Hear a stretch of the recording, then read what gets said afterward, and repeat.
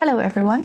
It's my great pleasure to be here at this professional issue meeting to discuss the role of EAP in English medium and transnational education. My name is Zeng Simin, and I work at Southern University of Science and Technology in China. At my institution, internationalization is one of the major development strategies. Many of our students graduate and go on to study abroad. We have exchange programs with partner institutions from all over the world, and we host international students from countries including Cambodia, Russia, Malaysia, and others. Naturally, English medium instruction, or EMI, is at the heart of this. Here, I work as an EAP lecturer at the Center for Language Education. Between 2023 and 2025, I coordinated an EMI professional development program designed to join content and language teachers together with a broad goal of enhancing students' EMI learning experience. Today, I want to reflect on this experience and particularly on the role of EAP lecturers in these efforts. Are we merely providing language service, or can we envision pedagogical collaboration with content teachers? To answer this question, I will start with a brief overview of the literature, then introduce our institutional context, describe the approach that we implemented this EMI initiative, and conclude by sharing the outcomes, challenges, and reflections that lead me to propose a more integrated model. If we take a look at the background, in an increasingly internationalized higher education landscape, higher education institutions are seeing a growing number of English medium courses, or EMI courses. Offering EMI courses is seen as an effective way to raise the international profile and standing of the institutions, improve the employability prospects of local students, and attract international students, etc. In China, there is a comparable rapid growth in EMI courses. This is supported by a series of policies. For example, in 2010, the Ministry of Education published the outline of National Medium and Long-Term Education Reform and Development Plan, in which it emphasized the need to accelerate the internationalization of universities and increase EMI courses across different majors. Notwithstanding this expansion of EMI courses on offer, teaching academic subjects in English remains a challenge for non-native English-speaking educators. On a macro level, these challenges include the lack of a unified accreditation process, ambiguous regulations regarding English and Chinese usage in EMI classrooms, absence of detailed strategies for implementing EMI in higher education. On a micro level, frequently reported challenges include teachers' and students' English proficiency, reliance on the teacher-centered pedagogy, a loss of subject content depth, extra preparation time, and a lack of localized foreign textbooks. Main strategies adopted to address EMI-related challenges include sending teachers overseas for professional learning, employing young teachers with overseas study experience, providing intensive English language training programs. But we can see that most of these professional learning opportunities focus on language-related issues and are short in duration and not discipline-related.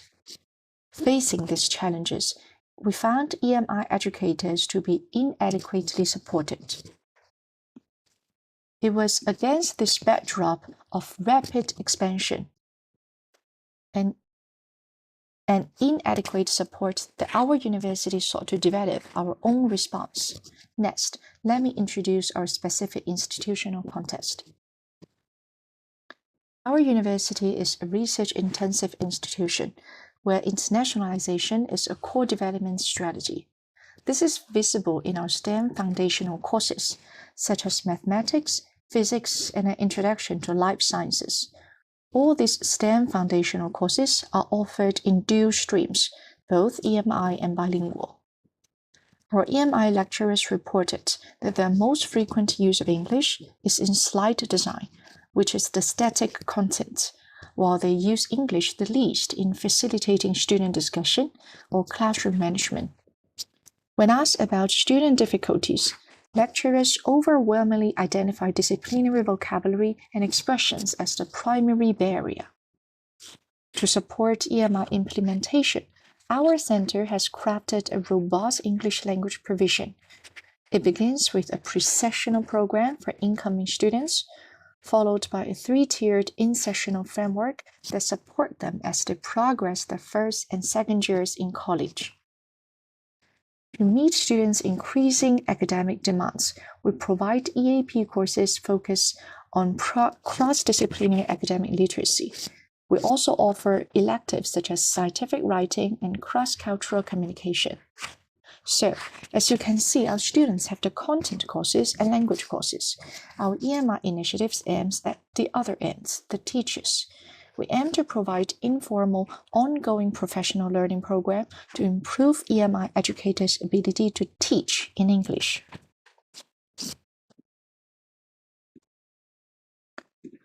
To create a space where this professional learning could actually happen, we adopted the Change Laboratory framework developed by Ergenstorm.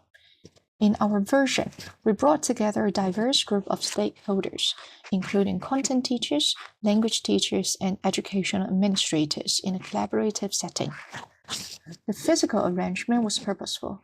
We sat in a semicircle around a shared workspace to encourage dialogue.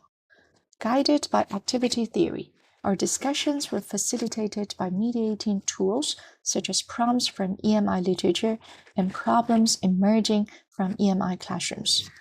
To ground these discussions in reality, we used mirrors, for example, classroom snapshots, lesson observations, and student feedback to help us reflect on EMI teaching and learning. The EMI lunchtime gathering organized in Sophia University in Japan also informed our design and practices. We held regular EMI lunchtime seminars to exchange ideas and share practices with an aim to ultimately facilitate students' EMI learning and increase their EMI educational achievement. In 2023 fall term, this initiative held structured discussions on how to implement student-centered EMI teaching. We shared our practices in EMI course development. These included how to write course objectives and learning outcomes, what assessment strategies can best evaluate the outcomes of learning, what teaching methods can guide students towards these outcomes, and what are other useful resources to support students' EMI learning. Our focus on EMI and disciplines can be seen in the EMI in Different Disciplines seminar series carried out in 2024 spring term. This series included 4 sessions, featuring EMI in mathematics, engineering, medicine, and design. Their practices in planning and conducting EMI teaching, their observation of students' performance in EMI versus non-EMI classes, and disciplinary content teachers experimented approaches to enhance EMI teaching. Moving on to 2024 fall term, we continued with practical explorations of classroom challenges. Topics included what are common vocabulary challenges in EMI and how to provide effective support. How to ask questions in EMI teaching to stimulate critical thinking and promote student engagement. What are useful interaction fostering strategies and comprehension enhancement strategies for EMI teaching? And how to create and adapt instructional materials for EMI courses. In 2025 spring term, we examined how EMI could respond to new developments in higher education. Each session explored a topic that was reshaping teaching and learning. They are AI, translanguaging, multimodality, and global Englishes. As we analyzed the outcomes of these 2 years, on one hand, for those who attended more regularly, this initiative empowered their professional development, as some of them shared that they felt support and they were happy to have formed friendship. and that this community provided a sense of validation to them. In these gatherings, we also saw teachers reflecting on their practices, and some of them even reported that they had made appropriate adjustments in their EMI classrooms. However, while the depth of engagement for this group was significant, we have to look at the scale. In reality, this group often consisted of only 1 or 2 regular members from the content faculties. So this highlighted the systemic walls we were hitting. Despite our efforts to provide a sophisticated space and high-quality content for dialogue, the participation from content faculty remained low and unsustainable.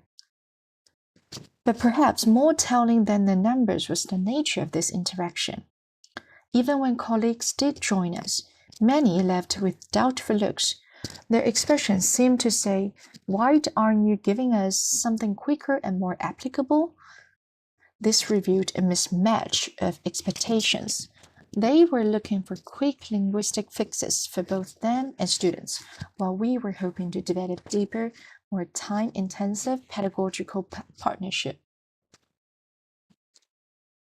Beyond this mismatch of expectations, we encountered a much deeper and more entrenched barrier, the hierarchy of disciplines. These exchanges between content and language teachers gave us a pervasive sense of disciplinary superiority. The underlying belief of most content faculty was that content is the only thing that carried weight, while the language used to construct that content was secondary and of lower status. This positioning framed EAP as a marginal service rather than an intellectual partnership. Looking at these 2 years, that has led me to reflect on why well-intentioned EAP efforts to support EMI professional developments like ours would falter. I've identified 3 reasons. First, there was an outcome gap. Our goal of exchanging ideas sounded collaborative, but it was too vague, and it lacked a clearly defined, tangible outcome that content teacher could see the value in. Second, there was a structural gap. While justified by the university's internationalization rhetoric, it was not supported by allocated staff time or policy framework.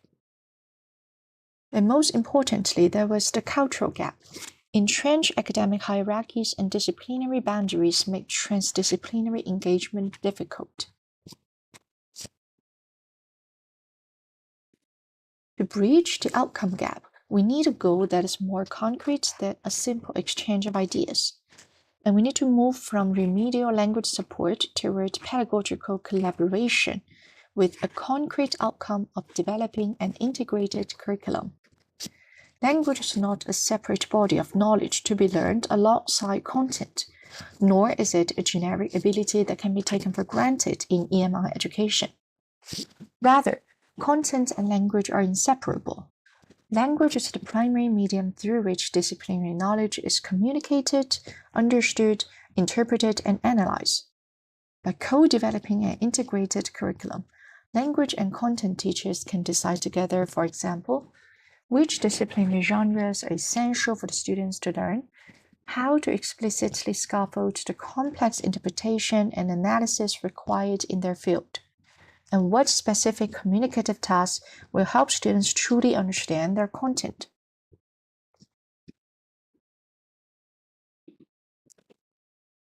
Building on this integrated goal, we need a stronger epistemological rationale. As Geisler and Guy argue, the rhetorical process that underpins disciplinary knowledge remains hidden from most students.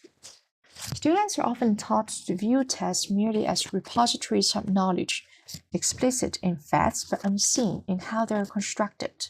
They see the what, but they cannot get the how. This has to do with the fact that disciplinary specialists who are insiders of their professional community already speak their discourse so fluently that they often cannot articulate its roots to outsiders like students. The tacit nature of disciplinary discourse becomes a problem in EMI classroom. This is where EAP practitioners, practitioners can provide unique value. We treat language as something to look at, not just to look through. We can see this invisible rhetorical process, so we can analyze the specific discourse patterns of a field and help the insiders, the content teachers, to make their tacit knowledge explicit, so students learn the ways of knowing and ways of writing required to succeed in their field.